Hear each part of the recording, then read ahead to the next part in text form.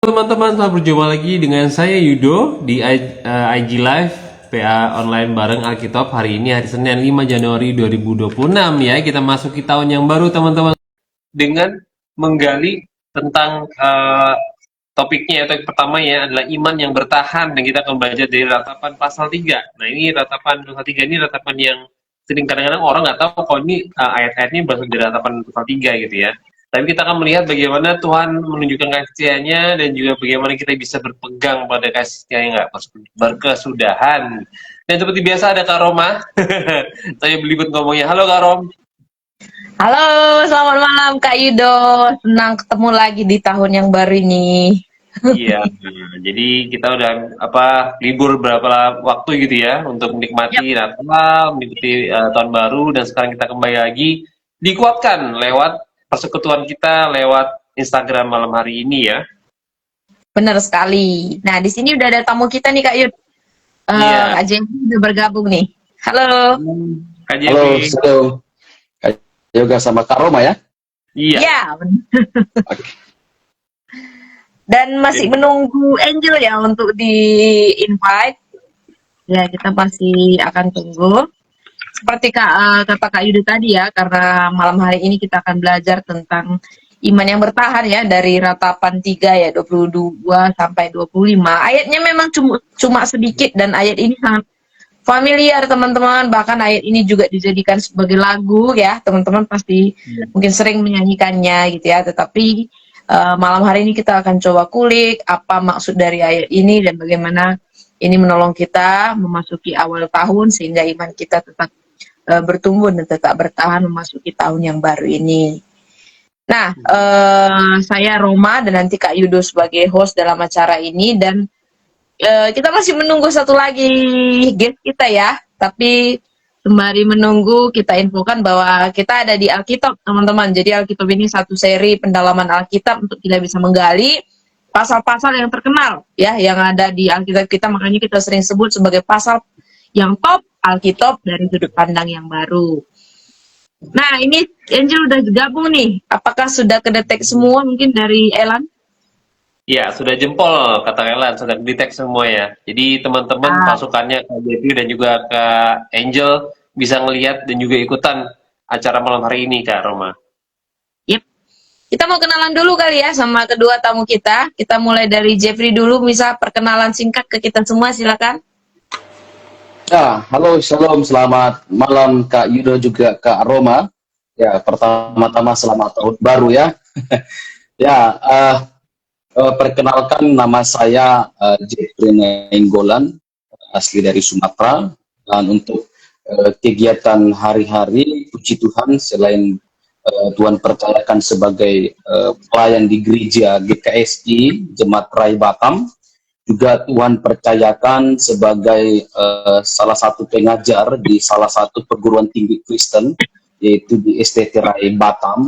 Juga puji Tuhan, Tuhan kasih hikmat juga pelayanan ya, pelayanan di online, baik via Zoom ataupun di platform seperti TikTok ataupun di Telegram begitu. Dan puji Tuhan juga saya sudah berkeluarga, dan Tuhan karuniakan dua anak, satu laki-laki dan satu perempuan, jadi genap satu pasang. Dan saat ini stay di Batam. Itu perkenalan singkat dari saya, Kak Roma dan Kak Yudo. Terima kasih, Tuhan berkati. Oke, amin. Ya, luar biasa ya. Kalau dari Angel, kita mau kenalan dulu juga dengan Angel. Silakan Angel. Oke, selamat malam semua. Perkenalkan, nama saya Angelika Desmond Anugrahini, biasa dipanggil Angel. Nah, kalau tadi Kak Jeffrey bilangnya udah ini ya, sudah pengajar. Nah, kalau saya masih menimba ilmu. Jadi saya sekarang masih mahasiswa di Fakultas Teologi Universitas Kristen Duta Wacana Yogyakarta. Nah, tapi saya domisilinya di Solo gitu. Jadi saat ini pelayanannya di GKI Coyudan Solo gitu. Oke, thank you Angel. Nah, selain itu Kak Yudo mungkin mau sampaikan mungkin dalam penggalian kita PA Alkitab hari ini, langkah-langkah yang bisa kita gunakan ketika kita ber-PA. Silakan Kak Yudo. Iya, teman-teman, kita nanti akan ber-PA menggunakan metode ya. Metode namanya metode SABDA atau Sabda gitu ya. Jadi itu nama yayasan, sekali juga metode yang Sabda buat supaya anak-anak muda itu bisa belajar Alkitab dengan bertanggung jawab dan pastinya menggunakan alat-alat yang relevan gitu ya. Makanya Sabda juga punya banyak banget aplikasi-aplikasi yang bisa menolong teman-teman dari Alkitab, tafsiran, kamus dan lain-lain gitu ya. Nah, jadi metode SABDA ini adalah langkah-langkah yang sangat menolong teman-teman untuk menggali Alkitab dengan bertanggung jawab. Tadi aku udah bilang ya, di depan tuh ada simak. Simak kita akan baca, kemudian analisa, kita akan menggali lebih dalam. Kemudian B-nya itu belajar, kita kesimpulan. Kemudian D itu diskusi dan doa. Dan terakhir ada aplikasi. Nah, aplikasinya teman-teman nanti adalah aplikasi yang konkret ya, bukan aplikasi abstrak. Sehingga kita bisa melakukannya kebenaran firman Tuhan ini dari hari ke hari kita. Jadi Karoma dan juga teman-teman nanti kita akan belajar mengali ratapan pasal 3 ini dengan metode SABDA. Iya, oke teman-teman, thank you dan kita akan segera mulai untuk Alkitab kita di tahun yang baru ini ya, bersama nanti dengan Kak Jeffrey dan juga Angel dan juga bersama saya Roma dan juga Kak Yudo. Oke, kita akan masuk dalam doa pembukaan. Saya minta lagi ya Kak Yudo bisa membuka kita dalam doa. Oke, teman-teman, mari kita bersatu dalam doa. Bapa Surgawi yang kami kenal dalam nama Yesus Kristus Tuhan kami datang kepadamu malam hari ini, anak-anakmu dari berbagai tempat di Indonesia, dan juga mereka nanti akan nonton arsip dari rekaman malam hari ini. Kami ingin membuka hati kami dan pikiran kami kepada Tuhan, dan juga firman Tuhan yang akan kami baca dan kami gali bersama-sama. Tuhan, kiranya kami dengan rela hati menundukkan pikiran, menundukkan hati kami, sehingga kami boleh ditegur, kami boleh dibentuk, kami boleh dikuatkan oleh firman Tuhan. Terima kasih Tuhan Yesus untuk setiap teknologi yang Tuhan beri, dari device, jaringan, dan juga listrik. Kami mengucap syukur untuk semua, dan Tuhan jaga, Tuhan topang semuanya itu untuk supaya kami bisa memiliki ruang belajar Alkitab dengan cara yang digital ini Tuhan Yesus. Terima kasih Tuhan Yesus, berkati juga kedua guest kami, Kak Jeffrey dan juga Kak Angel, Kak Roma dan juga hambamu akan menjadi host. Kiranya Tuhan juga memberkati dan teman-teman juga yang akan turut serta dalam setiap penggalian kami. Kiranya Tuhan menolong kami untuk dalam perlindungan Tuhan dan juga setiap kami orang-orang yang kami kasihi. Kiranya semuanya dalam perlindungan dengan Tuhan sehingga kami boleh bersaksi satu sama lain tentang kebaikan Tuhan dan kami sama-sama dikuatkan oleh firman Tuhan. Terima kasih Tuhan Yesus, kami berdoa, haleluya, amin. Amin. Oh iya, tadi kita lupa ya nyapa teman-teman yang sudah bergabung. Selamat malam ya teman-teman. Ada Kak Rebecca Jenny yang memang dia selalu bergabung. Ada rekan-rekan dari Sabda juga yang sudah bergabung. Terus ada teman-teman yang lain. Ada teman mungkin beberapa teman dari Angel atau mungkin beberapa teman dari KJP juga sudah bergabung. Selamat malam, selamat menyaksikan dan juga selamat belajar ya. Nanti teman-teman bisa berkomentar seputar tema atau ayat-ayat yang sedang kita gali ya. Oke, nah malam hari ini karena sepanjang bulan Januari tema Sabda itu resolusi rohani. Kenapa resolusi rohani? Karena memang kita masuk di tahun yang baru, makanya senang menyapa teman-teman di tahun yang baru ini ya, dan kami ucapkan sekali lagi selamat tahun baru. Dan di tahun yang baru, di bulan yang baru, di hari yang baru, biasanya teman-teman atau mungkin banyak orang Kristen di Indonesia ini atau mungkin di seluruh dunia itu sering membuat yang namanya resolusi ya.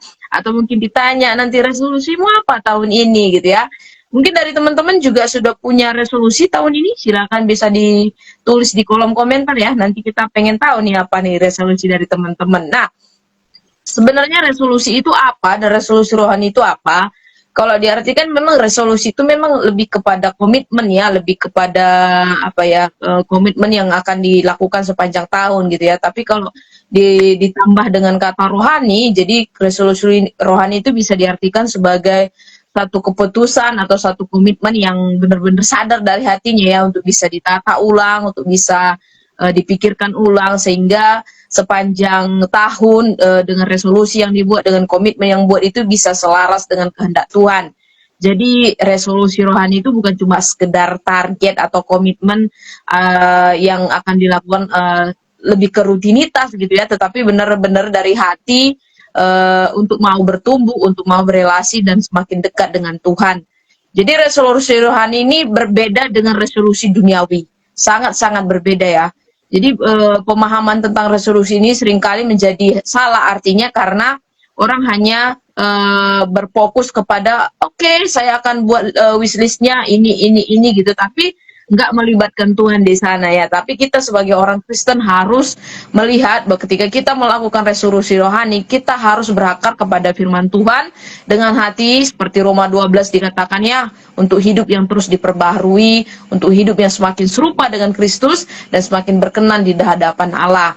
Jadi di bulan Januari ini memang Sabda mengambil tema resolusi rohani supaya seluruh sahabat Sabda, seluruh pengguna Sabda, bahkan sahabat dari AYO-PA Alkitab ini kita bisa bertanya dalam hati ya, apa yang ingin saya bukan hanya apa yang ingin saya capai, wishlist saya atau mungkin target-target saya, rencana saya, tetapi yang lebih dalam lagi, siapa yang akan membentuk hidup saya, siapa yang akan terus Tuhan izinkan untuk terus istilahnya menenun saya gitu ya. Jadi resolusi rohani ini diharapkan bisa membuat sahabat Sabda atau kita semua bahkan staf dari Sabda itu untuk semakin hidup dalam kekudusan, bahkan dalam disiplin rohani, baik dalam firman, persekutuan dan lain sebagainya gitu ya. Jadi ini menjadi satu langkah awal, langkah pertama dan nanti menentukan dengan bulan-bulan berikutnya untuk kita bisa tetap memuliakan Tuhan di sepanjang tahun ini, melibatkan Tuhan bukan hanya fokus kepada target, tetapi melibatkan Tuhan di dalam setiap rencana dan juga komitmen yang kita lakukan. Nah, hari ini kita akan belajar tentang resolusi rohani yang pertama dari Ratapan 3. Dan Ratapan 3 ini akan dijelaskan sedikit ya reviewnya atau overviewnya dari Kak Yudo. Silakan Kak Yudo. Oke, jadi kita ratapan ini sebenarnya penulisnya itu menurut tradisi itu ada Yeremia, tapi sebenarnya nggak ada secara eksplisit disebutkan namanya dalam kitab ini gitu ya. Tapi ketika dikaji gitu ya, kita teman-teman bisa ngeliat juga kalau teman-teman baca Yeremia kemudian ratapan, itu ya teman-teman bisa ngeliat nada-nadanya itu mirip-mirip gitu, emosional gitu, kemudian ada ketergesaan, urgency gitu ya. Dan ini juga teman-teman bisa lihat bahwa dalam kitab ratapan ini juga adalah satu akibat gitu ya dari ketidaksetiaan umat Tuhan kepada perjanjian Tuhan, sehingga Tuhan menjatuhkan hukuman kepada mereka gitu. Nah, ini hukuman ini ada satu hukuman yang sangat kayak jadi trauma kolektif gitu ya bagi orang Israel dan Yehuda gitu ya. Karena tahun 586 sebelum Masehi itu jadi satu pembantaian atau satu pengasingan besar-besaran gitu. Yang tertinggal ada yang dibantai, ada yang dibunuh, ada yang terserak, ada yang sebagian besar itu dibawa ke Babel. Jadi banyak banget hal-hal yang dibanggakan oleh orang Israel saat itu tuh dimusnahkan. Jadi kota Yerusalem, kemudian Bait Suci dan sebagainya. Nah, jadi kitab ratapan ini kayak mengekspresikan ratapan yang mendalam terhadap kejadian itu. Tapi bukan satu ratapan yang tanpa arah gitu ya, ratapan yang sia-sia gitu. Tapi ratapan yang ujung-ujungnya gitu kita bisa melihat bahwa ada pengakuan bahwa mereka itu nggak taat kepada perintah Allah, bahwa mereka juga harus berbalik kepada Allah, dan juga nanti kita bisa melihat satu pengharapan yang muncul dari tengah-tengah kepahitan, tengah-tengah penderitaan, tengah-tengah kesesakan dan sebagainya. Jadi kalau kita melihat di latar belakang di Ratapan Pasal 3 ini itu kayak satu ungkapan dari penulis yang menyatakan bahwa ya kita dalam keadaan yang buruk, ya kita dalam kesesakan, ya kita dalam penderitaan, tapi ada perjanjian yang Tuhan jaga. Ingat itu, jadi itu satu kunci yang nanti teman-teman bisa lihat juga dan dalam penggalangan juga, teman-teman bisa lihat bahwa ada kunci atau perjanjian yang Tuhan jaga sehingga bukan hukuman ini bukan untuk menghancurkan atau memusnahkan segala sesuatunya dari umat Allah, tapi justru itu akan memurnikan mereka dan juga membawa mereka kembali pada kehidupan yang benar gitu ya. Jadi penekanan utama dalam kitab ratapan ini adalah yang pertama adalah ruang ratapan yang jujur, yang benar-benar dinyatakan ke hadapan Allah, reflektif, dan juga kita juga bisa melihat sisi-sisi teologisnya. Kemudian juga kita juga bisa melihat bahwa kita dalam ratapan ini dalam kesesakan, dalam penderitaan kita juga bisa bangkit melalui janji-janji yang Tuhan berikan kepada kita, dan juga tentunya pertobatan yang sejati yang berasal dari hati gitu ya, bukan berasal dari kayak kalau orang Israel dulu kan bangga banget mereka punya bait suci, mereka punya ritual ibadah gitu ya, tapi ketika itu semua dihapus, apakah mereka bisa melakukan hal itu lagi gitu secara ritual gitu. Tapi yang sedang diminta adalah pertobatan dari hati. Nah, teman-teman, kita akan belajar banyak banget tentang hal itu, atau mungkin sekelumit dari intinya ya, dari pasal 3 ini, dari ayat 22 sampai 25. Nanti teman-teman kita, Kak Jeffrey dan Kak Angel, akan baca ayat-ayat ini. Teman-teman silakan simak, dan kita nanti akan membahas ayat per ayat di bagian simak nanti ya. Oke, nanti silakan Kak Jeffrey baca ayat 22 sampai 23, disambung sama Kak Angel ayat 24 sampai ke 25. Silakan. Oke, baik. Saya akan baca ratapan pasal 3 ayat yang ke-22 sampai 23. Saya membaca di dalam terjemahan 2 ya. Demikian bunyi firman Tuhan. Tak berkesudahan kasih setia Tuhan, tak habis-habisnya rahmatnya, selalu baru tiap pagi, besar kesetiaanmu. Tuhanlah bagianku, kata jiwaku, oleh sebab itu aku berharap kepadanya. Tuhan itu baik bagi orang yang berharap kepadanya, bagi jiwa yang mencari Dia. Oke, jadi cuma 4 ayat ya, tapi akan mendalam nih ayat-ayat yang kita gali. Oke, kita akan masuk dalam langkah yang pertama dulu, simak dengan membaca dengan teliti ayat-ayat yang ada ya. Teman-teman di rumah juga sangat bisa untuk ikut berkomentar dengan membaca dan juga nanti meresponi apa yang disampaikan oleh teman-teman guest ya. Oke, silakan Kak Yud. Oke, aku kepada Kak Jeffrey dulu ya. Oke, Kak Jeffrey, tadi udah baca ayat per ayatnya ya. Sekarang kita akan mulai dari ayat 22. Kakak silakan jelaskan 2 sifat Tuhan yang ditegaskan oleh penulis pada awal ayat ini, ayat 22. Silakan, Kak. Ya, seperti yang saya baca tadi ya, di dalam ayat ke-22, tak berkesudahan kasih setia Tuhan, tak habis-habis rahmatnya ya. Kalau di dalam terjemahan asli Ibraninya itu hasde Yahweh atau Yahweh kilo tamnu kilo kalu rahamaf. Nah, di dalam ayat ke-22 ini, penulis dari kitab ratapan ini menegaskan 2 sifat Allah secara konkret dan nyata.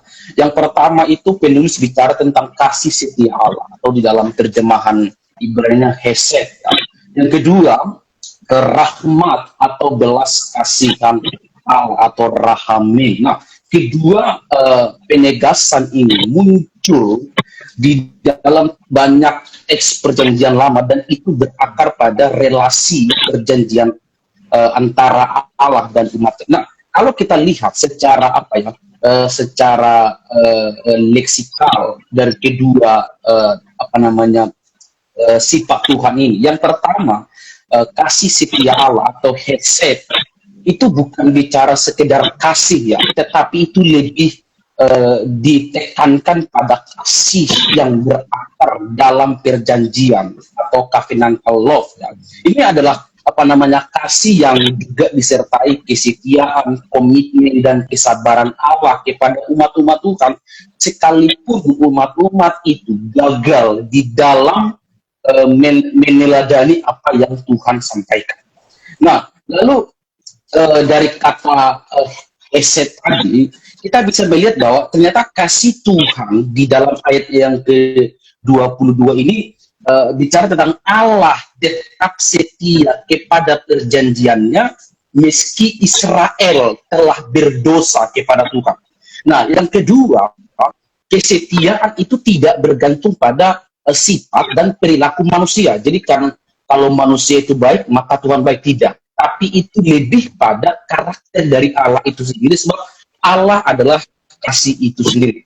Nah, ternyata setelah kita selidiki, sifat pertama tentang kasih Allah itu ternyata dia punya kaitan dengan teks yang lain, misalnya Keluaran pasal 34 ya, ayat 6 dan 7 yang tentang Musa ya, Tuhan Allah penyayang dan pengasih. Jadi ayat 22 ini ternyata Keluaran pasal 34 itu tengah menjadi fondasi teologis dari penulis ratapan ayatnya yang ke-22 yang menggemakan tentang sifat Allah.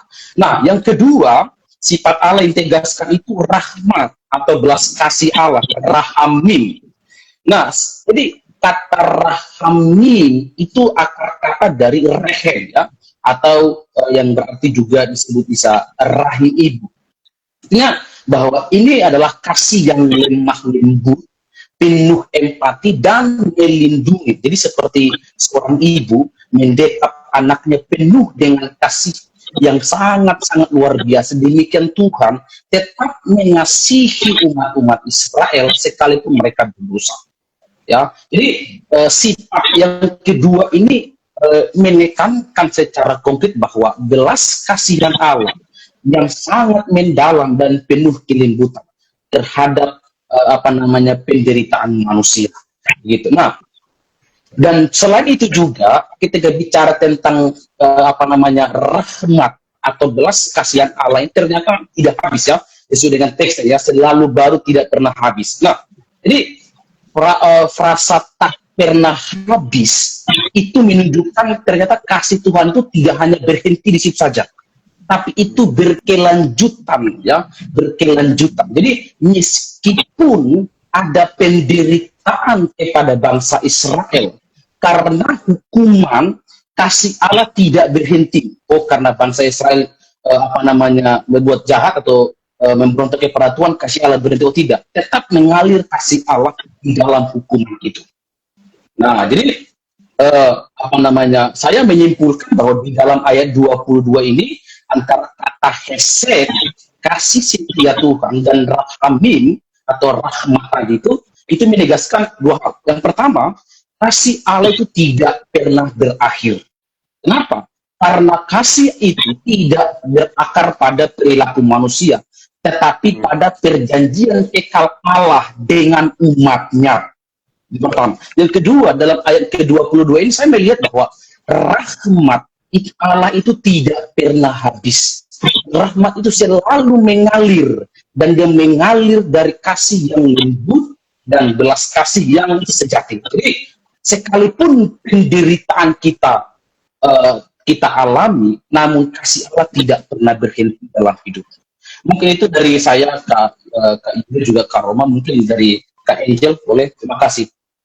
Iya, thank you Kak Jeffrey. Jadi ini benar tadi kata Kak Jeffrey ya, itu nggak bergantung pada tindakan manusia, walaupun kita melihat bahwa sebenarnya Tuhan sendiri yang menetapkan ya, bukan manusia yang menetapkan, tapi Tuhan sendiri menetapkan dari inisiatifnya Dia, dan juga itu perbuatan manusia yang melanggar, melawan gitu ya, itu tidak membatalkan perjanjian Tuhan dengan mereka, karena kalau dibatalkan sudah hilang lenyap gitu ya.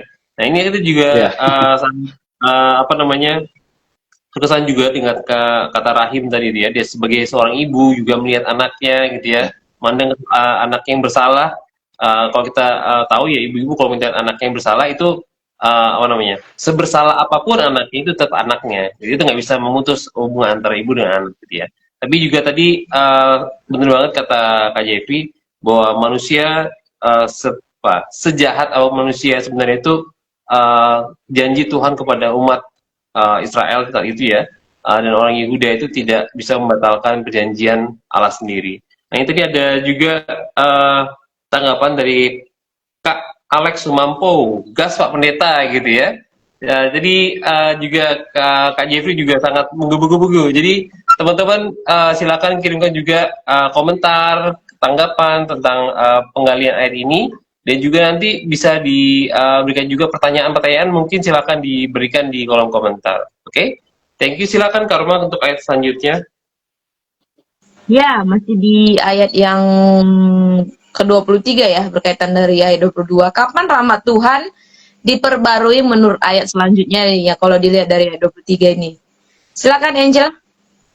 Oke, kalau jika kita membaca dari ayat 23 ini, mungkin sudah dari tadi Kak Jeffrey juga sudah menyinggungnya sedikit gitu ya. Tapi ada kata yang selalu menjadi poin utamanya di ayat 23 ini, yaitu tentang selalu baru tiap pagi. Jadi kalau kita nggak lari dari konteks ayatnya, maka ya kasih Tuhan, rahmat Tuhan itu tuh selalu diperbarui setiap hari, dari ketika kita pagi hari bangun gitu ya. Kalau kita mengandaikan pagi hari bangun, kemudian malam tidur, bangun lagi ke pagi. Jadi kasihnya itu tuh selalu bergulir setiap hari dan tiada henti. Maka ya benar kata Kak Jeffrey tadi, maka tidak pernah berkesudahan, tidak pernah habis gitu ya, jadi kekal abadi dan diperbarui setiap pagi. Begitu dari saya. Ya, jadi benar ya, setiap pagi atau setiap hari di sini memberikan sebuah sentuhan awal yang sangat baru ya bagi umat yang dalam konteks penderitaan yang dialami saat itu ya. Dan ini bukan hanya ngomongin hari ke hari gitu ya, tetapi menunjukkan bahwa Tuhan setia gitu ya, bukan sesekali, bukan di masa bahagia saja, bahkan di masa sulit yang dialami mereka pun kasih Tuhan atau rahmat Tuhan tetap baru setiap pagi ya, menunjukkan bahwa malam memang tidak berkuasa dan pagi itu menunjukkan bahwa terang Allah itu tetap ada itu. Oke, kita lanjut lagi di ayat yang berikutnya dan masih ayat di 23 sebenarnya. Silakan Kak Yud. Ya, nanti kita bisa melihat bagaimana penulis menggambarkan kesetiaan Tuhan ya, ini kepada Kak Jeffrey. Mungkin agak singkat sedikit ya Kak Jeff ya. Thank you. Silakan. Ya, jadi sebenarnya pertanyaan yang disampaikan oleh Kak Yudo tadi itu pertanyaan yang saya katakan bilang sangat bagus dan mengandung makna teologis yang sangat mendalam ya, karena ayat 23 itu bukan hanya bicara tentang pembaharuan rahmat setiap pagi, tapi juga itu menutup dengan satu pengakuan iman yang paling kuat dalam seluruh kitab Ratapan ya, selalu baru tiap pagi. Nah, jadi fokus itu kan ayat 23 ya, tentang besar kesetiaan. Jadi penulis yang digambarkan dalam ayat 23 itu ketika menggambarkan tentang kesetiaan Tuhan itu, dia menggambarkan seperti sesuatu yang besar dan melimpah. Jadi rat dalam Ibrani itu besar, berlimpah, dan luar biasa. Nah, juga penulis kitab Ratapan menggambarkan kesetiaan Tuhan itu juga seperti sesuatu yang teruji di dalam penderitaan. Jadi kesetiaan Tuhan itu tidak hanya diakui di dalam kemakmuran, tetapi juga ditemukan justru di dalam penderitaan. Jadi ketika semua tampak hancur ya, hanya kesetiaan Tuhan yang tetap kokoh. Amin. Nah, selain itu juga ternyata si penulis menggambarkan kesetiaan Tuhan itu sebagai dasar pembaharuan. Jadi kalau Tuhan berhenti mengasihi manusia, berarti dia bukan Tuhan. Ya, jadi dasar dari kesetiaan itu sebagai dasar pembaharuan. Nah, kenapa? Karena penulis mengaitkan kesetiaan Allah itu dengan pembaharuan rahmatnya setiap pagi. Ya. Artinya apa? Kesetiaan Allah adalah sebab dari pembaharuan. Jadi pembaharuan ada karena kesetiaan Allah. Jadi dalam ayat yang ke-23 itu kita melihat bahwa Ia adalah Allah yang setia walaupun umatnya gagal. Dan kesetiaan Tuhan bukan sekedar atribut moral, tapi kesetiaan Tuhan adalah wujud kasih Allah yang bertahan, menopang umatnya dan memperbaharui kehidupan umatnya hari demi hari. Itu yang boleh saya sampaikan, Kak Yudo. Terima kasih. Mana Kak Angel? Jadi tadi aku setuju banget ya sama Kak Jeffrey ya, dan juga tadi Kak Angel juga sempat sampaikan juga ya, setiap pagi itu kasih setia itu diperbarui gitu, kita juga diperbarui gitu. Mungkin masalah belum hilang, tapi kata selalu baru setiap pagi itu jadi satu pengharapan juga buat kita ya, dan itu jadi kayak oh iya besok akan ada lagi gitu. Jadi kita ketika menghadapi itu juga menghadapi kesulitan seperti orang-orang Yehuda saat itu yang mereka ditindas, mereka dibuang, mereka kehilangan identitas. Ketika kita bilang rahmat Tuhan selalu baru tiap pagi gitu. Masalahnya belum tentu hilang, tapi setiap pagi kita diberi kekuatan untuk terus berharap, terus berjuang, terus berdoa dan sebagainya. Itu satu fakta atau realitas Tuhan yang sangat agung gitu ya. Oke, dia 24, silakan Kak Roma. Ya, karena kita sedikit spill tentang pengharapan ya, dia 24 ini kepada siapa nih penulis menaruh pengharapannya? Silakan Angel. Oke, kalau kita membaca ayat 24 ini mengatakan bahwa Tuhanlah bagianku, kata jiwaku, oleh sebab itu aku berharap kepadanya. Jadi mungkin dari sini kita langsung melihat bahwa penulis menaruh harapannya itu kepada Tuhan. Siapa lagi kalau bukan Tuhan gitu kan ya. Nah, yang menarik adalah kata Tuhanlah bagianku. Jadi kata jiwaku itu jadi seolah apa ya, kayak saat kita sedang susah pun, saat sedang senang, saat sedang menderita atau apapun itu, Tuhan tuh hadir gitu. Tuhan ada bersama dengan kita. Ya bagian kita ini saat kita hadir di sini saat ini, Tuhan itu juga ada gitu kan. Jadi kalau kita lihat dari ayat 24 ini, ya kita berharapnya hanya kepada Tuhan yang Dia Maha Tahu, Dia Maha segalanya. Juga tadi ada di komentar kalau Dia berhenti mengasihi, maka Dia juga berhenti menjadi Tuhan. Nah, jadi kalau kita juga harap tentang kesetiaan Tuhan, tentang pengharapan Tuhan, ya Tuhan yang hadir bersama dengan kita, mengerti semua isi hati kita gitu. Bahkan kalau dari ayat ini kan kata jiwaku gitu. Jadi jiwanya itu tuh berkata bahwa ya Tuhanlah bagianku gitu. Iya, jadi ini ayat 24 ini sebab akibat ya, dan di sini kita lihat penyebabnya itu Tuhan adalah bagian yang sudah dijelaskan Angel, dan bagian ini juga menunjukkan bahwa pengharapan yang dimasukkan penulis ini nggak bergantung pada situasi yang buruk saat itu, keadaannya tidak terkendali saat itu, atau mungkin kehilangan yang dalam saat itu gitu ya, tetapi kembali lagi kepada relasi perjanjian yang sudah Tuhan nyatakan bagi bangsa Israel, khususnya bagi bangsa Yehuda ya, di mana Tuhan itu adalah sebagai sebagai sumber hidup dan satu-satunya jaminan. Ini sebenarnya banyak ngutip juga dari bukan ngutip tetapi sangat referensinya sangat dekat juga dengan Mazmur ya, sebagai di mana dikatakan Tuhan adalah pengharapan gitu ya. Jadi ini di tengah-tengah penderitaan ini berani penulis mengatakan bahwa Tuhan adalah pengharapan. Jadi tidak tergantung kepada situasi yang terjadi saat itu, di tengah-tengah buruknya suasana Yerusalem saat itu gitu. Nah, kita lanjut ya di ayat yang ke-25 yang terakhir sebelum kita masuk ke analisa. Silakan guys. Oke, dari ayat 25, sebutkan dua karakteristik orang yang kepadanya Tuhan memberi kebaikan. Silakan Kak Jeffrey. Ya, di dalam teks ini sangat unik sekali.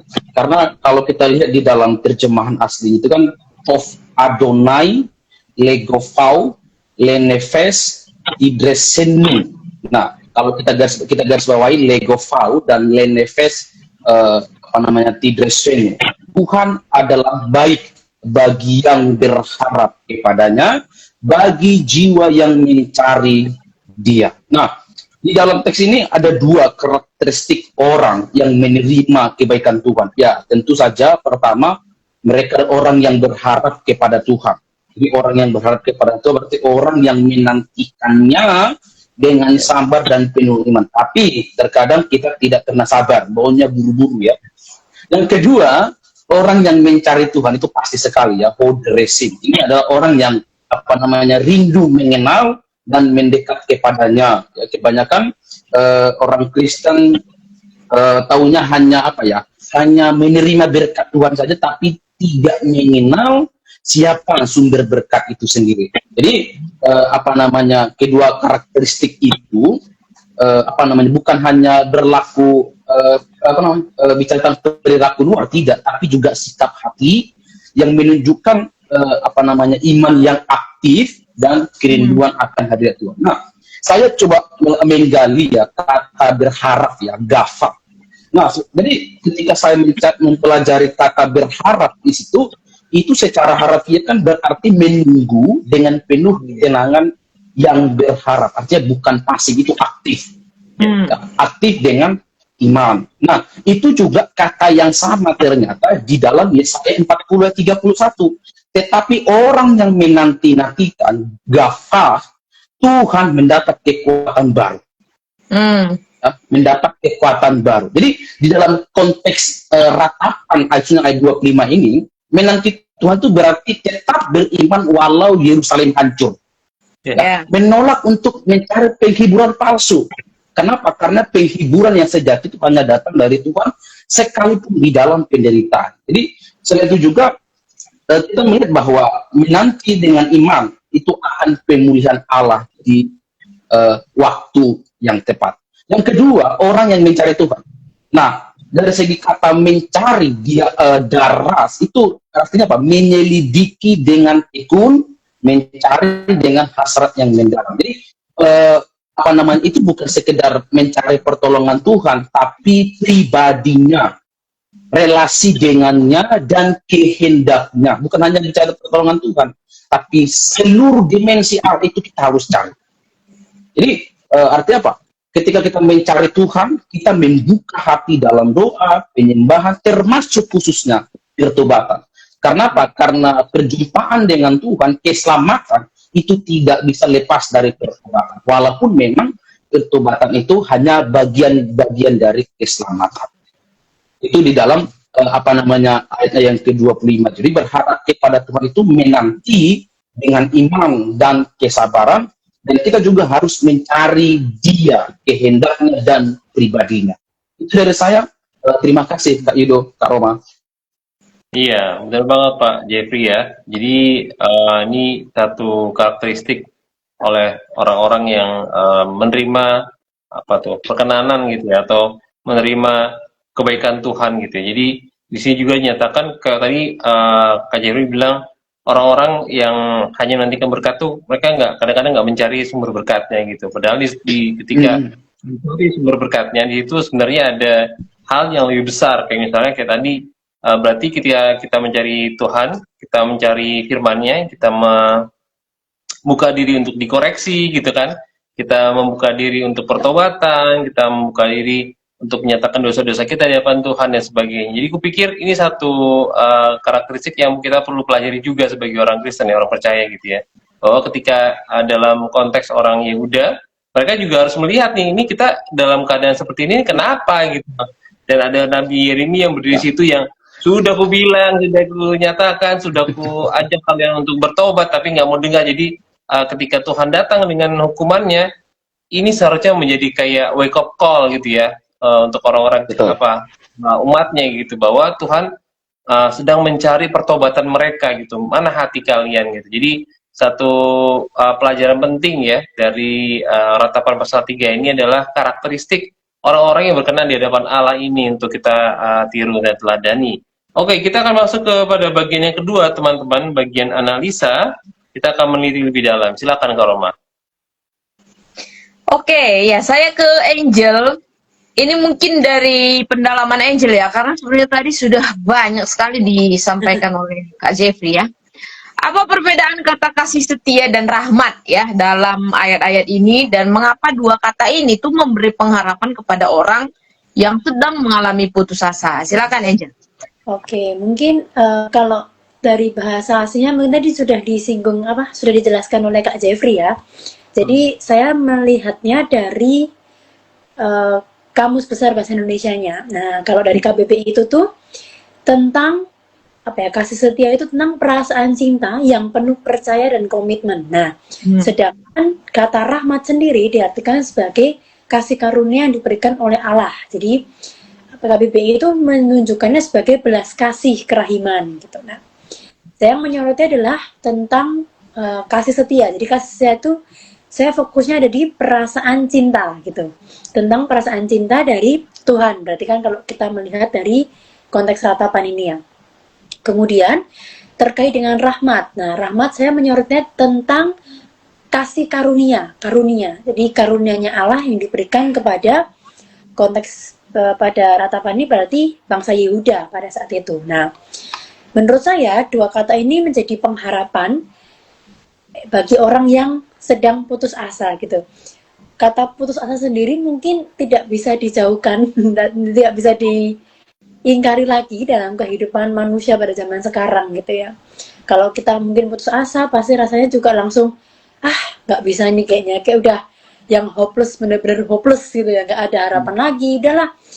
Kalau bahasa anak-anak Gen Z sekarang kan, ngapain lagi gua hidup gitu kan kayak aduh ngapain gua hidup, nggak guna banget gua hidup gitu kan, udah merasa dirinya yang paling salah gitu, nggak merasa dirinya yang paling, udahlah aku nggak bisa apa-apa ini tuh. Nah, bergerak pun rasanya pun nggak sanggup karena ada belenggu-belenggu yang membentengi itu semua. Nah, tapi kalau dari sini saya melihat bahwa seseorang itu tuh butuh rasa kepercayaan. Jadi kalau saya pendalaman itu tuh ada rasa kepercayaan dan motivasi, sebuah motivasi untuk dia bisa bangkit kembali. Gitu. Ketika dua kata ini disebutkan, kemungkinan penulis memberikan pengharapan karena ibarat perasaan cinta kepada seseorang. Tentu akan sangat diperjuangkan dan penuh rasa percaya. Jadi kalau di sini kan kita melihat bahwa di satu sisi Tuhan itu adil, maksudnya di satu sisi juga karena kesalahan bangsa Yehuda yang dilakukan udah dikasih tahu tapi masih dilakukan terus-menerus, kesalahannya terus-menerus. Tapi di satu sisi Tuhan juga memberikan rasa pengharapan itu gitu. Kalau muridnya ini tuh umat-umatnya bisa bangkit dari rasa putus asa karena Tuhan memberikan dukungan dan kepercayaan penuh gitu. Jadi kalau saya melihatnya berhubungannya dengan kasih karunia Allah, bahwa Allah yang penuh belas kasihan itu akan memberikan kepada muridnya suatu pengharapan. Melalui hal ini maka orang yang putus asa tidak merasa berjalan sendirian, karena istilah zaman sekarang apa ya, kalau saya lihat tuh support system gitu ya. Ketika penulis juga memberikan tak berkesudahan kasih setia Tuhan, tak habis-habisnya rahmatnya, selalu baru tiap pagi. Jadi Tuhan itu baik bagi orang yang berharap kepadanya. Seperti tadi Kak Jeffrey juga bilang, ya kadang kita cuma mau lihat hasilnya gitu ya, tapi kita nggak lihat gimana ini prosesnya gitu. Jadi dua kata ini tentang kasih dan rahmat menjadi bagian penting tentang karunia Allah yang diberikan untuk kita orang-orang yang putus asa gitu ya, orang-orang yang butuh pengharapan, semakin diberi kekuatan bahwa oke, Tuhan itu memang dimensi Tuhan itu adil, pasti jelas ada, tapi di satu sisi Tuhan itu tidak akan pernah meninggalkan umatnya, bahkan sampai sekecil apapun Tuhan memberikan itu, memberikan dukungan dan pengharapannya. Begitu Kak. Amin. Ya, benar sekali ya teman-teman. Jadi bukan satu kata yang penulis sampaikan di sini ya. Kenapa bisa dua kata ini dipakai secara bersamaan gitu ya? Karena memang kasih Tuhan itu holistik, tadi sudah dijelaskan oleh Kak Jeffrey, seperti seorang kasih ibu kepada anaknya, tapi di satu sisi juga karunia Tuhan yang benar-benar nyata gitu dalam hidup umatnya. Jadi ini menunjukkan bahwa Allah kita tuh bukan Allah yang dingin gitu ya. Allah kita ini bukan Allah yang cuek gitu ya, tetapi Allah yang benar-benar penuh dengan belas kasihan. Dan ketika semuanya rasanya berakhir, kita ngerti bahwa Allah belum berakhir gitu ya. Di dalam Allah masih ada pengharapan gitu ya. Jadi ini menekankan kepada kita semua anak-anak muda malam hari ini bahwa di tahun 2026 ini, wah, rasanya kalau udah mau aplikasi ya, nanti kita masih akan pelajari lagi sampai aplikasi ya, bahwa kasih setia dan juga rahmat Tuhan tetap ada bagi kita semua, bahkan bagi di tengah umatnya yang saat itu juga sedang berputus asa itu. Oke, kita lanjut ke bagian yang kedua. Iya. Kita analisa, silakan Kak. Ya, untuk Kak Jeffrey, pertanyaannya adalah mengapa penulis menekankan kata harapan atau berharap gitu ya, dan menanti dengan sabar. Apa artinya bagi bangsa Yehuda yang saat itu sedang mengalami kesedihan karena kehancuran bangsanya, Kak? Silakan. Ya, memang kalau kita lihat dari segi konteks historis dan juga emosional ya, seperti juga Kak Yuda sampaikan di sejarah singkat dari kita harapan ya, ini kan ditulis pasca setelah kehancuran Yerusalem oleh Babilonia ya, tahun 56 sebelum Masehi ya, dan itu adalah suatu masa yang paling traumatis di dalam perjalanan atau sejarah Israel. Kenapa? Karena bait Allah itu dihancurkan, tidak ada lagi pusat ibadah, tidak lagi karena sudah hilang. Yang kedua, raja dan rakyat atau masyarakat yang ada pada waktu dibuang ke Babilonia ya, di pembuangan kurang lebih 70 tahun ya. Lalu juga tanah perjanjian itu ditinggalkan. Jadi kalau kita lihat secara manusiawi, seolah-olah bahwa Allah telah gagal di dalam perjanjian. Namun ya, di tengah-tengah kehancuran yang kehancuran bisa katakan total ya, kita menemukan hal yang unik. Penulis juga tadi kemungkinan besar adalah Nabi Yeremia ya, tidak menulis keluhan tanpa arah, tidak. Tetapi penulis menegaskan satu hal penting, bahwa Allah masih Allah menjadi alasan untuk tetap berharap. Sekalipun pusat ibadahmu telah hilang, raja dan rakyat dibuang, terus juga seolah-olah kita lihat bahwa Allah gagal di dalam janjinya, ada satu harapan. Nah, harapan di dalam teks asli itu tikfah ya. Nah, ini tikfah ini sendiri berasal dari kata gafah yang berarti mengikat atau menarik sesuatu dengan tali. Jadi ketika Allah membuat perjanjian dengan umatnya, kita diikat dengan Allah. Kita terikat. Jadi apapun yang terjadi, Allah tidak akan pernah meninggalkan umat. Kenapa? Karena telah diikat oleh apa? Kasih setia Tuhan tadi, yang di atas tadi. Jadi kalau dibilang begini, makna kiasan itu, harapan itu ada tali pengikat antara manusia, kita, dan Allah di tengah waktu penantian. Kenapa? Biasanya kan sebenarnya tadi traumatis ya, ketika bangsa Israel melihat mereka sudah diasingkan, bait suci dihanguskan, itu pasti ada suatu keinginan, kapan ini? Ini Tuhan tidak nolong kami nih. Harusnya Tuhan tolong kami. Jadi ketika mereka masih berharap, itu tanda bahwa mereka masih mengharap Tuhan pasti akan menolong. Nah, sedangkan di dalam teologi Ibrani sendiri, harapan itu bukan optimisme kosong ya, tetapi itu adalah keyakinan yang sangat aktif bahwa Allah itu bertindak sesuai janjinya walau belum terlihat ya, seperti ada lagu ya, engkau bertindak walaupun kami tidak melihat ya. Nah, artinya apa? Ini sama dengan Mazmur 130 ayat 5 ya. Aku menanti-nantikan Tuhan, jiwaku menanti dan aku mengharapkan firman-Nya. Artinya harapan itu adalah bentuk iman yang bertahan. Tidak ada cara lain bagi kamu untuk bertahan kecuali beriman. Beriman bukan berharap pada situasi yang berubah ya, tidak, tapi percaya bahwa sampai hari ini Allah masih bekerja di dalam suasana Dia. Itu kata pertama, kata harapan. Yang kedua, itu menanti dengan sabar ya, hikah. Menanti dengan sabar itu bukan pasif ya, tapi dia aktif. Artinya apa? Dengan menantikan Tuhan dengan iman dan tekun. Secara teologis itu adalah penyerahan total pada waktu dan cara Tuhan. Ya, aku hanya bisa berharap kepada Tuhan, apapun yang terjadi Tuhan pasti tolong.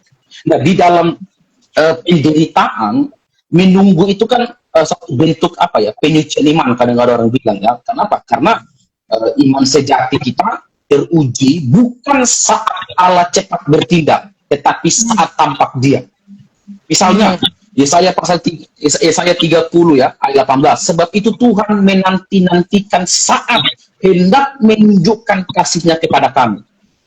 Berbahagialah semua orang yang menantikan Dia. Nah, pertanyaannya tadi, mengapa penulis menekankan kedua hal itu, berharap dan menanti? Dan apa dampaknya bagi bangsa Yehuda ya? Jadi penulis ratapan ingin meneguhkan umat supaya mereka beriman dan tidak cepat putus asa. Jadi setelah menggambarkan kehancuran besar di tahun 586 tadi, penulis menunjukkan bahwa di tengah reruntuhan Allah tetap baik. Ya, Allah tetap baik. Sehingga makanannya itu bagi bangsa Yehuda, ketika bangsa Yehuda melihat bait Allah hancur, hidup di dalam pembuangan, juga mereka merasa bahwa Allah meninggalkan mereka.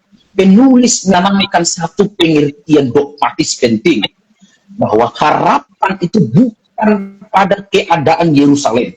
Yerusalem hancur, tetapi berharaplah pada karakter Allah. Menanti dengan sabar, bukan pasrah. Ini kan banyak kan kita pasrah, udahlah pasrah, lu nyanyikan lagu berserah lah, itu bukan.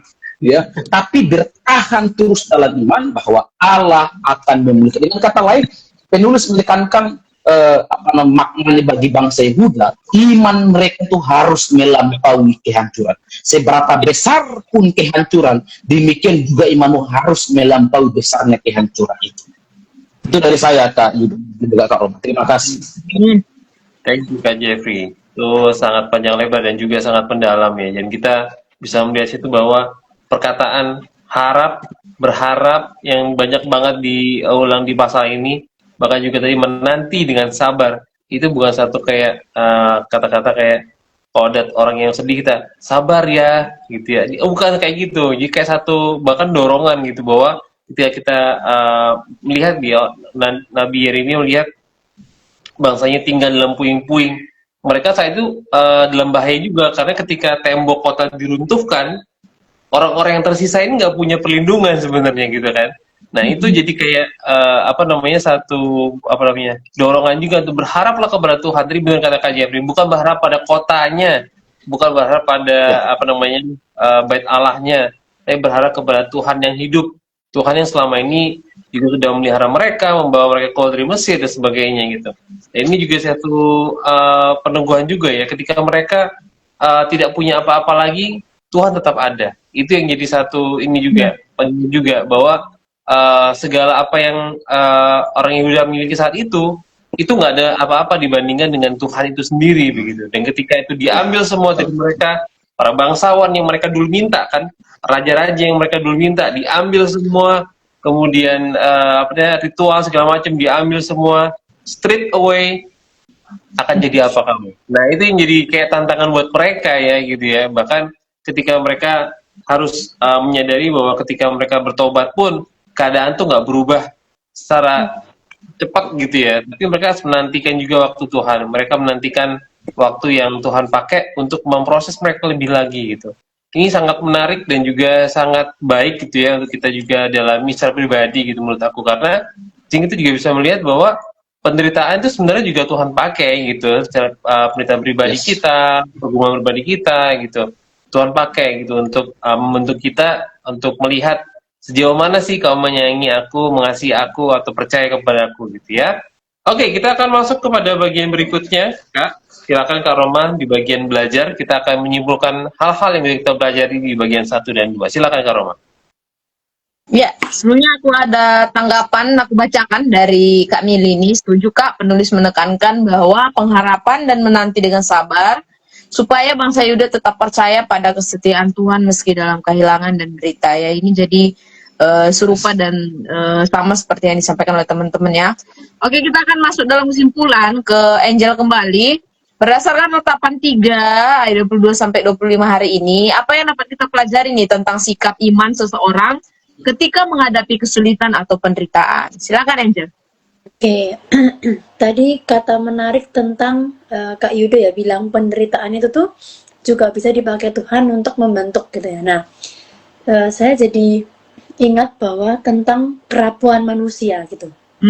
Ketika kita membaca seluruh rangkaian ratapan ini kan juga menggambarkan bahwa bangsa ini tanpa Tuhan pun apa ya jadi kacau ininya itu ya jadi nggak tahu arahnya ini mau kemana gitu kan. Nah ya seringkali dalam kerapuhan kita tentu sangat mudah untuk merasa putus asa dan rasanya apa ya mending menyerah saja gitu ya. Tapi dari sini kita melihat bahwa iman percaya itu tuh harusnya bersandar pada Tuhan gitu kan. Kayak seperti yang pembahasan kita tadi bahwa ya kehendaknya itu mencari Tuhan, mencari pertobatan itu sendiri, mencari sang terang itu sendiri. Nah, bukankah melalui ratapan 3 ayat 22 sampai 25 yang sudah kita dalami dan diskusi tadi menjadi sebuah pengingat bahwa Allah itu adil kepada umatnya, namun ia tidak akan meninggalkan umatnya. Nah, bahwa hal ini kita percaya dan bersandar penuh bahwa ia sang pencipta, maka ia akan memberikan kasihnya dan rahmatnya untuk memulihkan umatnya. Jadi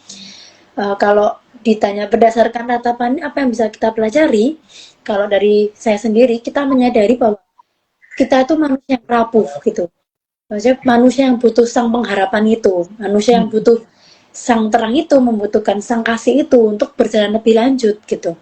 Dan sadarilah kerapuhanmu. Jadi tidak perlu disangkal, maksudnya tidak perlu aku bisa kok, tapi sadarilah kerapuhan itu dan terus pada dia karena hanya dia yang mampu menolong kita untuk melewati semua kesulitan. Jadi ya dia yang akan memberi pengharapan itu bahwa sesulit apapun pasti akan ada jalan keluarnya gitu ya. Jadi jangan seperti yang kita bahas adalah ya jangan berharap pada apa ya bait sucinya, tapi berharaplah pada sang pembuatnya, sang utamanya, sang big box-nya intinya kan itu. Jadi jangan berharap kepada siapapun selain berharap kepada Tuhan. Jadi sadarilah kerapuhanmu, bahwa memang kerapuhan itu jadi proses yang membentuk manusia gitu ya. Penderitaan, kesulitan, ya itulah proses hidup di dunia ini gitu ya. Jadi sadar, tapi tetap sadar bahwa kita tuh butuh pertolongan dari Tuhan gitu. Tanpa Tuhan ya kita nggak bisa apa-apa, jalani prosesnya gitu. Kita jangan lihat hasilnya ini mau gimana, tapi kita jalani, lihat hasil prosesnya dan bersandar terus pada sang pengharapan itu sendiri. Gitu dari saya, Kak. Ya, saya pikir jelas ya dari Angel kepada teman-teman semua yang sudah disampaikan ya, bahwa orang beriman bukan berarti menyangkal penderitaan. Tidak ada. Harusnya orang Kristen Ya. beriman nggak ada penderitaan, nggak gitu ya. Bahkan di ayat ini kita belajar sebaliknya bahwa di tengah kerapuan, di tengah krisis yang terjadi saat itu, iman sejati akan muncul di sana ya. Bukan penulis suruh kita untuk langsung ayo kita bereskan bait Allah atau ayo kita bereskan Yerusalem, tetapi di sini penulis mengajak kita untuk kembali kepada Tuhan, kembali kepada sumber, kembali berharap kepada Dia, bahkan mencari Dia di tengah kesesakan gitu ya. Jadi dorongan-dorongan dari penulis kitab Ratapan ini juga menjadi satu dorongan bagi kita semua untuk di awal tahun sebenarnya kita juga berusaha untuk sungguh-sungguh mencari Allah sehingga iman kita terus makin matang gitu ya, dan menjadikan meskipun nanti katanya ada krisis tetapi kita tidak sampai kepada hilang harapan karena kita sudah menaruhnya semua di tangan Tuhan yang penuh dengan rahmat yang tidak pernah habis itu. Nah, oke. Kita masuk ke bagian berikutnya sebelum kita nanti sedikit diskusikan ya. Silakan Kak Yud. Iya, tapi sebelum ini ada tanggapan dari Kak Mili, Kak. Jadi pelajaran yang dapat tadi adalah iman yang bertahan, tidak tergantung situasi. Yang kedua, tetap berharap dan percaya meski hidup sedang amburadul, hehehe. Karena Tuhan selalu memberi rahmat baru setiap hari. Itu pengharapan yang dipegang ya, kita udah bahas ya. Thank you Kak Mili. Dan sekarang kita akan masuk ke pertanyaan berikutnya untuk Kak Jeffrey. Apa yang dapat kita pelajari dari sikap penulis yang memberi dorongan kepada bangsanya yang sedang mengalami keputusasaan? Silakan Kak Jeffrey. Kak Yudo juga Kak Angel serta teman pemuda yang ikut ini. Ini pertanyaan yang mendapati Paronti dan pasti setelah tentang tidak pasal 3 menyesal dan Kalau macet Kak. Kak Jeffrey kayaknya macet-macet, mungkin bisa Kak, video ini dulu Kak.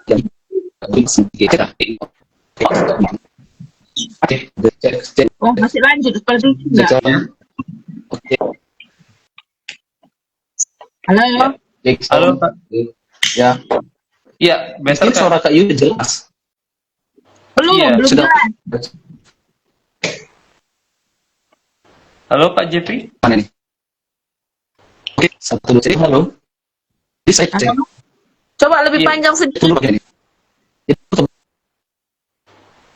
1 1 1 cek 1 1 Ah, cek 1 1 sudah ya. Berarti Ada saya om aja ya. Saya gak macet-macet Kak, tapi coba dulu Kak. Oke, baik. Berarti saya izin aja nanti baik konten ya. Ya. Oke, baik. Jadi pertanyaan yang diajukan atau yang diberikan oleh Kak Yudo tadi itu adalah pertanyaan yang menyentuh inti spiritual dan pastoral kita ya, dari pembacaan kita Ratapan pasal 3 ya, yaitu bagaimana kita sebagai orang yang beriman di tengah kesedihan dan kehancuran total itu tidak hanya bertahan sendiri, tapi juga kita harus menjadi sumber pengharapan bagi orang lain. Nah, jadi sikap penulis yang kita dapat teladani di dalam teks ini adalah penulis mengingatkan kita bahwa lebih baik memilih untuk mengingat kasih Allah bukan sekedar kesedihan. Jadi di tengah-tengah penderitaan yang dialami oleh bangsa pada waktu itu, penulis kitab Ratapan mencoba melatih pikirannya itu bukan hanya fokus pada kebenaran rohani, bukan fokus pada situasi lahiriah ya, bukan fokus pada situ, tapi penulis mengajak seluruh umat, bahkan kita juga yang membaca, yang belajar saat malam hari ini, supaya kita memfokuskan pikiran kita pada kebenaran rohani. Dan itu juga digemakan oleh Raja Daud ya dalam Mazmur 77 ayat 12 sampai 13 ya. Aku hendak mengingat-ingat perbuatan-perbuatan Tuhan. Dan di tengah-tengah penderitaan, satu-satu cara yang dapat kita lakukan untuk menghibur kita dan menguatkan kita adalah ingatlah bahwa kalau bangsa yang dahulu di tengah-tengah penderitaan, penganiayaan, Tuhan masih pelihara mereka. Apalagi kita di tahun 2026 yang tidak tahu apa yang terjadi, Tuhan pasti pelihara. Yang penting fokuskan dirimu kepada Tuhan. Nah, itu pertanyaan kedua. Penulis juga menyuarakan pengharapan saat saudara-saudara kita atau orang lain itu menyerah. Kenapa? Karena dalam ayat 24 kita melihat Tuhan adalah bagianku, oleh sebab itu aku berharap kepadanya. Nah, di sana kata frasa Tuhan adalah bagianku itu kan istilah warisan ya, atau dalam kata lain itu partio ya. Artinya apa? Penulis mengajak kita supaya tidak lagi berharap pada hal duniawi, misalnya tanah, bait yang megah itu atau kerajaan yang megah, tidak. Tapi penulis mengarahkan kita pada Allah itu sendiri. Jadi ini menggambarkan bahwa iman tidak bergantung pada hasil, tapi relasi dengan Allah sebagai sumber sukacita. Misalnya Mazmur 73 ayat 26, sekalipun dagingku dan hatiku habis lenyap, gunung batuku dan bagianku ialah Allah. Jadi ketika orang lain sedang dalam tahap menyerah, kita harus menjadi sumber pengharapan bagi mereka. Iman kita harus menjadi kesaksian yang hidup, bukan hanya sebatas teori.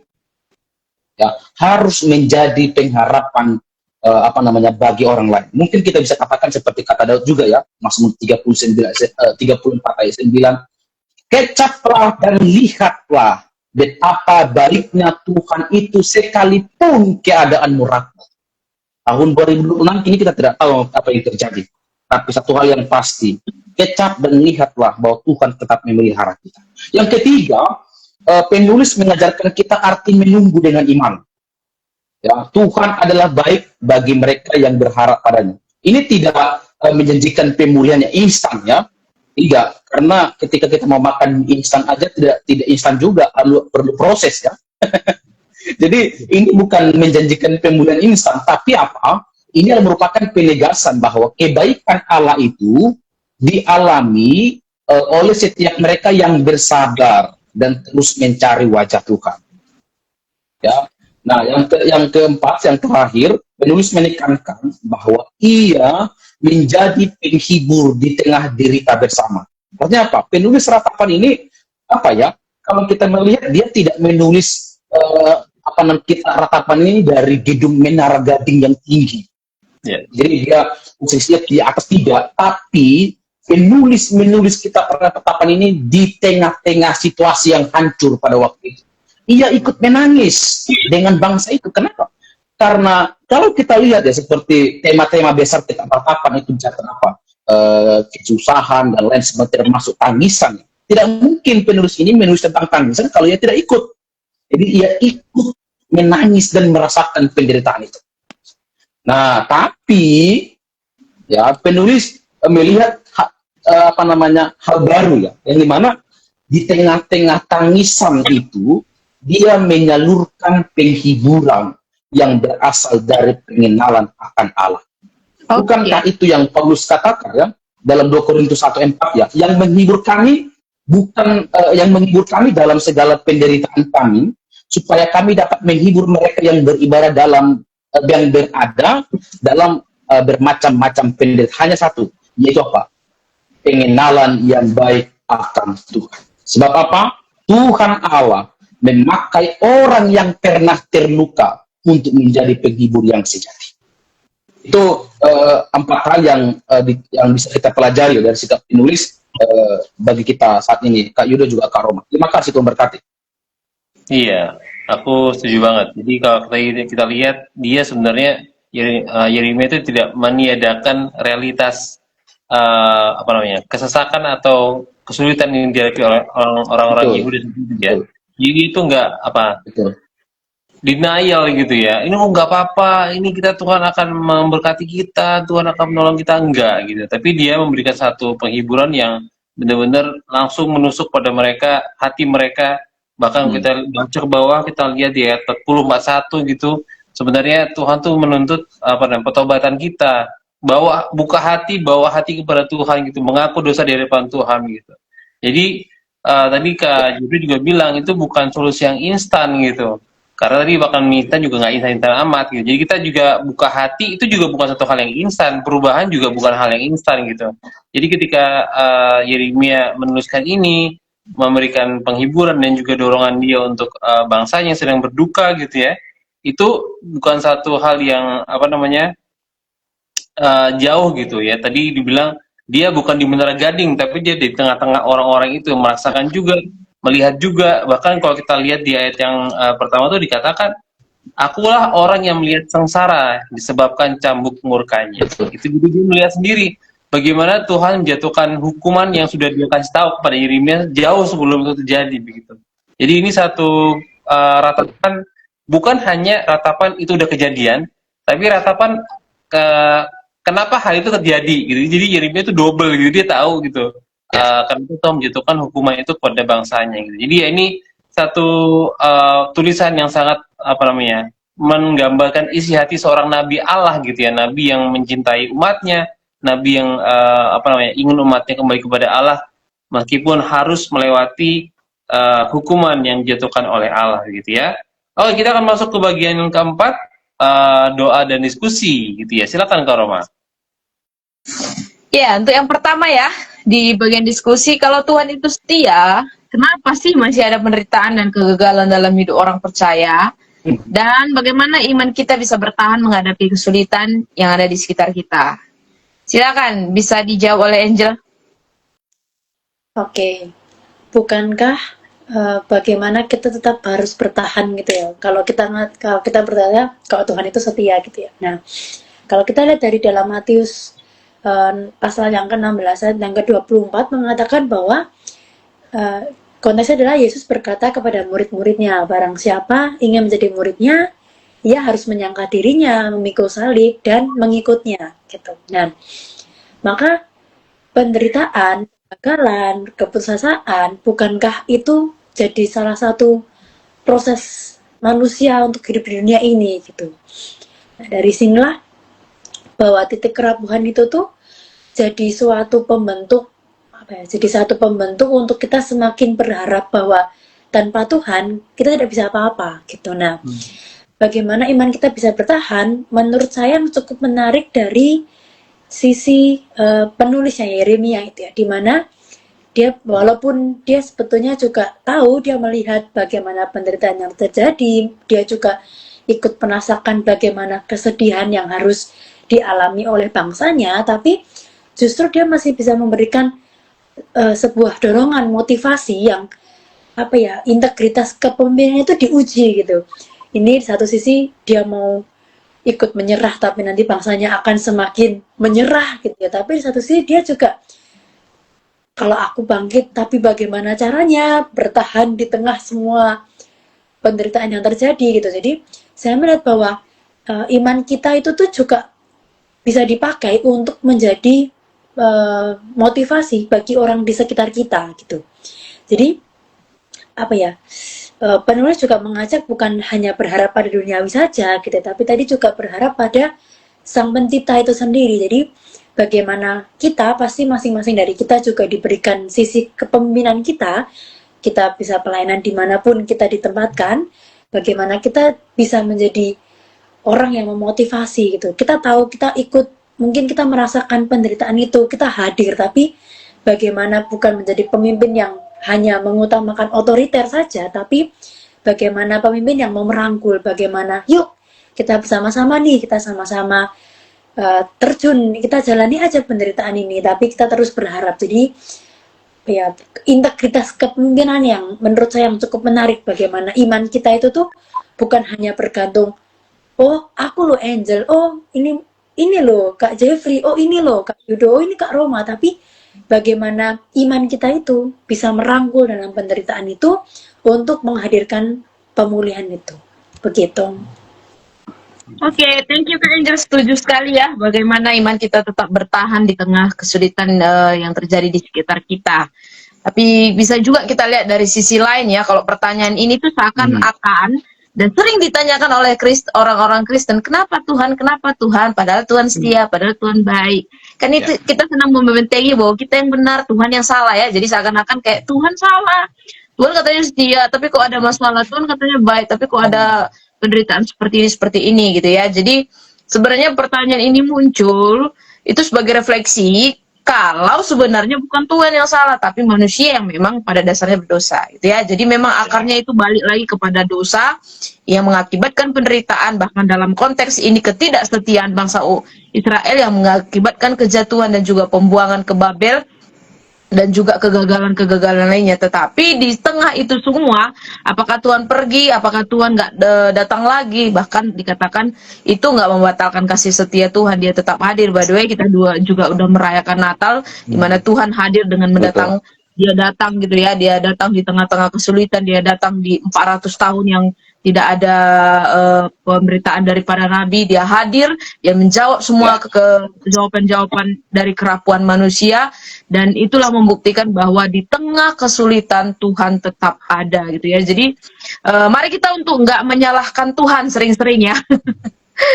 Mari kita lihat diri kita, refleksi sebenarnya di titik mana aku yang salah, atau di titik mana yang kurang, sehingga aku bisa menjadikan diriku bisa berubah, bisa bertumbuh, dan juga bisa melihat Tuhan di tengah situasi yang buruk yang sedang aku alami gitu ya. Thank you untuk teman-teman, dan kita masuk di bagian berikutnya ya, karena ini waktunya agak mepet banget, ini bisa lebih cepat mungkin ya. Silakan Kak Yud. Oke, belajar dari ayat-ayat ini bagaimana Kak Jeffrey bisa menaruh harapan dan kepercayaan kepada Tuhan dalam menghadapi tahun 2026 yang penuh ketidakpastian. Singkat aja Kak Jeffrey ya, silakan. Ya, saya ada 5 hal, tapi saya sekarang singkat. Yang pertama, kita harus memandang tahun baru 2026 itu melalui kasih setia Tuhan, bukan pada ketakutan dunia. Itu yang pertama. Yang kedua, kita menghadapi perjalanan hidup setiap hari ini dengan keyakinan akan rahmat Tuhan yang selalu baru, yang sudah kita bahas tadi ya. Lalu yang ketiga, kita harus menjadikan Tuhan ya sebagai bagian terpenting dalam hidup, bukan hanya sekedar penolong atau bahasa lain ban serap ya, bukan, tapi itu yang pertama dan terutama. Yang keempat, kita harus menunggu dengan iman, bukan dengan cemas. Biar keadaan 2026 bergejolak, tapi kita harus tetap bertahan di dalam iman. Yang kelima, yang terakhir adalah kita harus mengubah ketidakpastian ini menjadi suatu batu loncatan atau kesempatan untuk iman yang lebih dalam. Dan yang paling penting dari semuanya itu adalah ketaatan. Kenapa? Karena kelima hal itu tidak akan berlaku kalau tidak taat. Kalau kita lihat kata taat dibolak-balik pun dari kiri ke kanan, kanan ke kiri, taat itu tetap taat. Apapun yang terjadi tetap taat. Itu dari saya terkait untuk yang diajukan oleh Kak Yudo tadi. Terima kasih Kak Yudo, Kak Roma, Kak Angel. Terberkati.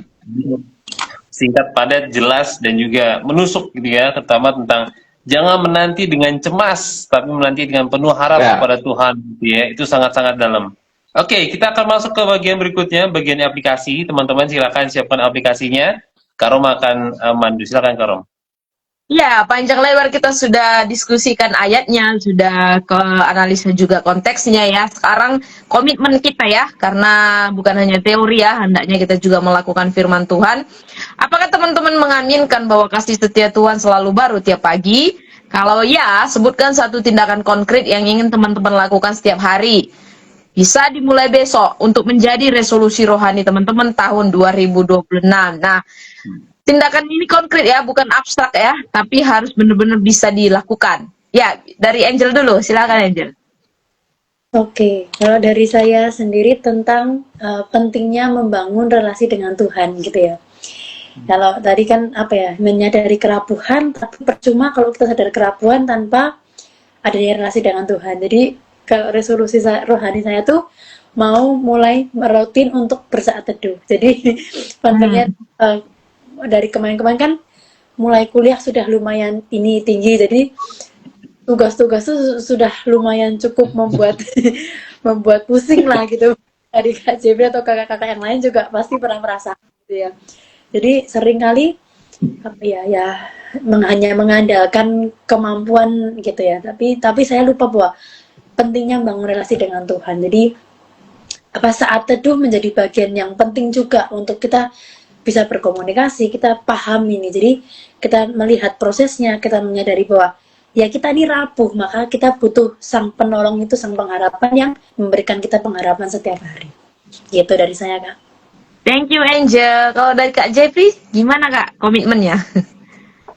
Ya, komitmen saya pasti yang poin yang terakhir tadi tentang ketaatan ya. Karena begini, karena seperti bilang tadi, ketidakpastian itu bisa kita menjadi sebuah kesempatan yang baik kalau kita taat. Kenapa? Karena penderitaan, tantangan, dan juga perubahan di tahun 2020 ini kita tidak bisa hindari. Tapi semua hal itu tadi bisa dipakai oleh Allah asalkan kita taat. Kenapa? Karena di dalam kita taat atau saya taat itu membentuk karakter saya. Juga ketika saya taat itu bisa mengubah motivasi saya yang tadinya saya percaya Tuhan itu kan supaya Tuhan berkati saya, tapi di 2020 ini saya ingin bukan hanya mengejar pertolongan Tuhan saya bilang tadi, tapi juga saya ingin mengejar hadirnya Tuhan dalam hidup saya. Kenapa? Karena dengan ketaatan itu tadi, itu pasti saya yakin 100% dengan pertolongan Tuhan itu menimbulkan pengharapan sejati dalam diri saya pribadi. Kalau saya taat, pasti saya akan ada pengharapan. Tapi kalau tidak taat, itu selamat jalan. Tidak ada. Mungkin itu dari komitmen saya di tahun 2026 dan juga itu mudah-mudahan jadi komitmen kita bersama ya. Oke. Jadi itu saja. Terima kasih Kak Roma.